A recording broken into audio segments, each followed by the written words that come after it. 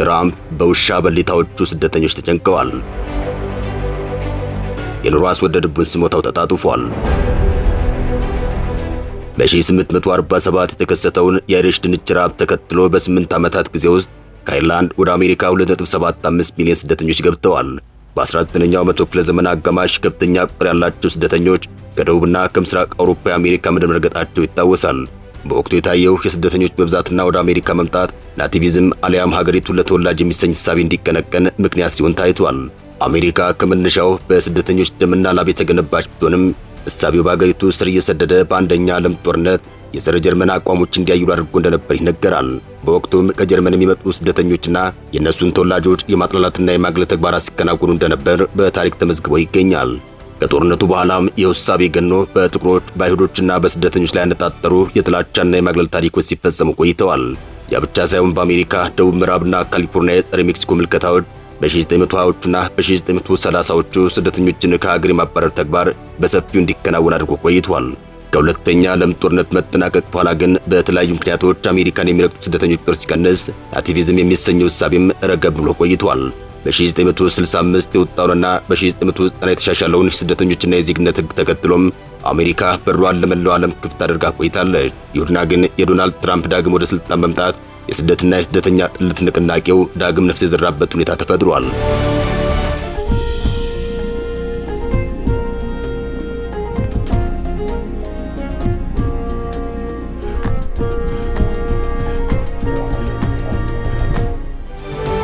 ስደተኛ ጥሉ የአሜሪካ የወቅቱ ፕሬዝዳንት የቤተሰብ ሐረጋቸው ከባቫሪያን ጀርመንና ስኮትላንድ እንደሚመዘዝ ይነገራል። ስደተኞች በመሰረቷትና ባሳደጓት የትራምፕ የቅርብ ቤተሰብ ጭምር መጤ የሆኑባት ፕሬዝዳንቱ ቅድሚያ ለአሜሪካ ለሚለው እቅዳቸው እንቅፋት አድርገው ከፈረጇቸው መካከል ስደተኞች ቀዳሚ መሆናቸው ይታወቃል። የዋይት ሃውስ አለቃ ብዙዎችን ባስደነገጠ መልኩ ከሀይቲ የሚመጡ ስደተኞችን በኦሃዮ ከተማ የቤት እንስሳት ጭምር እየተመገቡ የአካባቢውን ሕዝብ ማስቸገራቸው ሲናገሩ የተሰሙ ሰው ናቸው። በኤቢሲ ቴሌቪዥን በተላለፈ አንድ የምርጫ ቅስቀሳቸው ላይ በስፕሪንግፊልድ ውሾችን ይበላሉ፣ በስደት የመጡ ሰዎች ድመት ይበላሉ፣ የማይበሉት ነገር የላቸውም፣ በዚያ የሚኖሩ ሰዎችን የቤት እንስሳት እየተመገቡባቸውን የሚል ጠርዝ የወጣ ስደተኛ ጥል ምልከታን ሲያጋሩ ተስተውለዋል። ቢቢሲ ስለ ሁኔታው የጠየቃቸው የከተማው ባለስልጣናት ስለ ጉዳይ መፈጸም ምንም አይነት የተጨበጠ መረጃ እንደሌለ ተናግረው ነገሩን ማጣጣላቸውም አይዘነጋም። ያኔ የሪፐብሊካን ተመራጭ አስተያየትም በማህበራዊ ትስስር መድረኮች ላይ ምክትላቸው ሆነው እያገለገሉ ባሉት ጄዲ ቫንስ በሰፊ ሲሰራጭ ቆይቷል። የቫንስ የኤክስ ገጽ ለጠፍም ከ11 ሚሊዮን በላይ ሰዎች የተመለከቱ ሲሆን ያኔው የአሜሪካ ብሔራዊ ደህንነት ኃላፊ ነቀፌታ ማስተናገዱም አይዘነጋም።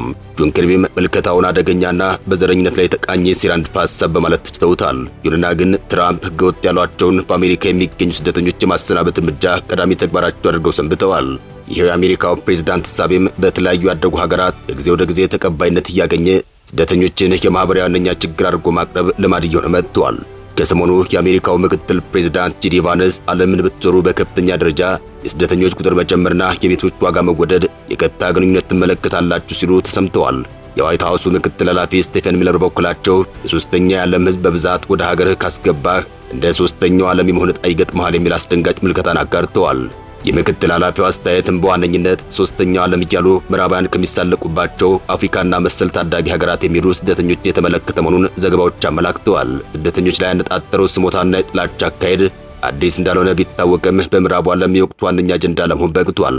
ባልነስና ሚልነር አይነቶቹ የአሜሪካ ትላልቅ ባለስልጣናት እንዲሁም የአውሮፓ ቀኝ ዘመን ፖለቲከኞች ስደተኞችን በሶስት ነገሮች እየወቀሷቸው ይገኛል። ስደተኞች የዜጎችን ቤት የማግኘት እድል ይሻማሉ በማለት በቤት ኪራይና ሽያጭ ዋጋ መወደድ ዙሪያ ስሞታን ያቀርባሉ። ስደተኞች በተለያዩ የሥራ ዘርፎች ላይ የሚሰማሩ ቢሆንም የማህበራዊ ዋስትና አይነት መንግስታዊ እገዛዎች በመቀበል የድጎማ ስርዓት ዌልፌር ሲስተምን ኪሳራ ላይ የሚጥሉ ናቸው የሚል ወቀሳም ይሰነዘርባቸዋል። ያ ብቻ ሳይሆን ምዕራቡ ዓለም ለብልጽግና የበቃበትን አካሄድ በመበከል ዳግም ወደ ችግር እንዲገባ ሊያደርጉት ይችላሉ የሚል ወቀሳን ያቀርባሉ። የተወሰኑ ምዕራባውያን ተንታኞች ቀደም ብሎ የተጠቀሱ ነገሮችን በጥናት የተደገፉና መጤዎቹ የቤት እንስሳት ይበላሉ ከሚሉ ተራ ስደት ጥል እሳቤ ለይቶ መመልከት እንደሚገባም እየተናገሩ ናቸው። ተንታኞቹ ያደጉ ሀገራት የስደተኞች አስተዳደር ላይ ያለባቸውን ክፍተት በመቅረፍ ተገቢውን እርምጃ የመውሰድ ስራ እንዳለባቸው እያሳሰቡም ይገኛል። ድንበሮችን በህገወጥ መንገድ የሚያቋርጡ ስደተኞችን ማስቆም ቀዳሚ እርምጃ ሊሆን እንደሚገባም እየገለጹ ይገኛል። ይህ በእንዲህ እንዳለ ግን ምጣኔ ሀብት ዓላማን ሰንቀው ኑሮን ለማሻሻል በማሰብ የሚመጡ ስደተኞች ዋነኛ የችግር ምንጮች መሆናቸውን ቀኝ ዘመሞች በተደጋጋሚ ያነሳሉ። በተለይ ከ2001 እንደ ፈረንጆቹ አቆጣጠር አንስቶ ወደ ምዕራቡ ዓለም በከፍተኛ ደረጃ እየተደረገ የሚገኘውን ኢኮኖሚ ተኮር ስደት መላ ሊበጅለት እንደሚገባ ስደተኛ ጥል ፖለቲከኞች በተለያየ መንገድ እየተናገሩት ናቸው።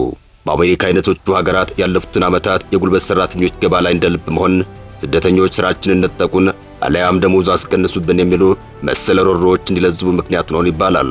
ይሁንና ግን ከቤት አቅርቦት አንስቶ ሀገራቸው ጥለው የሚሰደዱ የደሃ ሀገራት ዜጎች የመሰረታዊ አቅርቦት እጥረትና የዋጋ መወደድ አስከትሏል የሚሉ ስሞታዎች አየሩን ሞልተው ታይተዋል።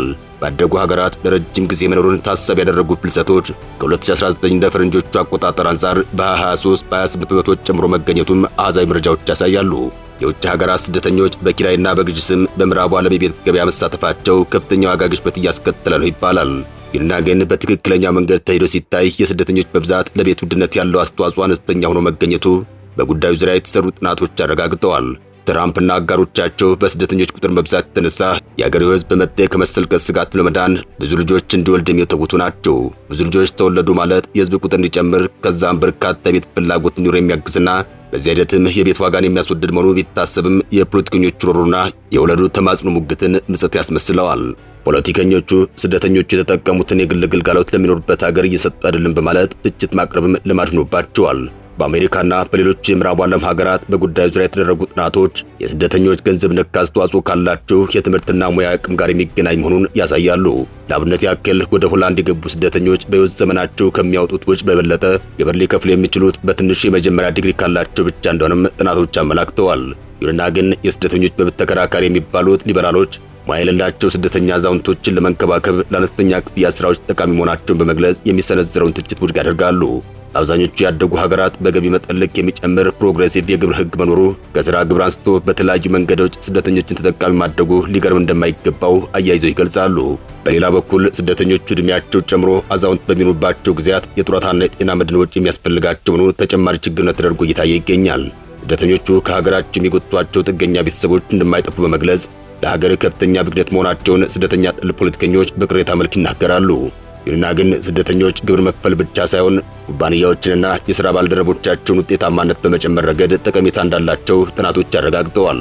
የስደተኞቹ መብዛት የሀገር ሕዝብ ይበልጥ ሙያውን እንዲያሳድግ በማድረግ ምርታማነት እንዲጨምር የሚያበረታታ ሆኖ ተገኝቷል። ያ ደግሞ በተዘዋዋሪ መንገድ የስደተኞች መጨመር የሀገሬውን ሕዝብ አማካይ ገቢ ብሎም የሚከፍለውን ግብር ያሳድጋል እንደማለት ነው። በትምህርትና በሙያ የበቁ ስደተኞች ጠቀሜታቸው ብዙ ቢሆንም በደፈናው ስደተኞችን የሀገር ጠንቅ አድርጎ የመመልከት እሳቤ ተገቢ እንዳልሆነ የሚከራከሩም ቁጥራቸው ቀላል አይደለም። ኔቲቭ ወይም ተወላጅና ማይግራንት ወይም መጤ የሚባለው ክፍል በራሱ ገና ከመነሻው የተሸዋረረ እይታ እንዳለውም የተወሰኑ የምዕራቡ ዓለም ተንታኞች ይናገራሉ። አሁን ላይ ራሳቸውን ሀብታም አድርገው የሚቆጥሩ ሀገራት በስደተኞች የተመሰረቱ መሆናቸውን ታሪክ በማጣቀስ ይሞግታሉ። ስደተኞች ሀገርን ከብልጽግና ወጥተው ድሃ ያደርጋሉ ብሎ ማሰብ በራሱ ኋላ ቀርነት መሆኑን የሚናገሩ ተንታኞችም ቁጥራቸው ቀላል አይደለም። ከጥንት ጀምሮ ድንበሮቿ ለስደተኞች ክፍት ያደረገችው አሜሪካ በራቸውን ዝግ አድርገው ከቆዩ ሀገራት ያለ እድገት ያሳየችው በስደተኞች ጥረት መሆኑ ይገለጻል። ይሁንና ግን ከዚህ ቀደም የሥራ ዕድሎችን ከመንጠቅ ጋር በተያያዘ ስማቸው በክፉ ይነሳ የነበሩ ስደተኞች አሁን ላይ ለቤት ዋጋ መወደድ ቀዳሚ ተጠያቂ ሆኖ ይገኛል። በአንድ የኒውዚላንድ ዩኒቨርሲቲ ጥናት መሰረት በአንድ ከተማ ውስጥ የስደተኛ ሕዝብ ቁጥር በ1 በመቶ ጨመረ ማለት በቤት ኪራይ ዋጋ ላይ ከ0.5 እስከ 1 በመቶ ጭማሪ እንደሚያስከትል ተረጋግጧል። አንድ የቼክ ሪፐብሊክ የሰው ኃይልና የማህበራዊ ጉዳዮች ጥናት ተቋም በበኩሉ በጀርመን አውራጃዎች የ15 በመቶ የስደተኛ መጨመር በቤት ዋጋ ላይ የ3 በመቶ ጭማሪ እንዳስከተለ ይፋ አድርጓል።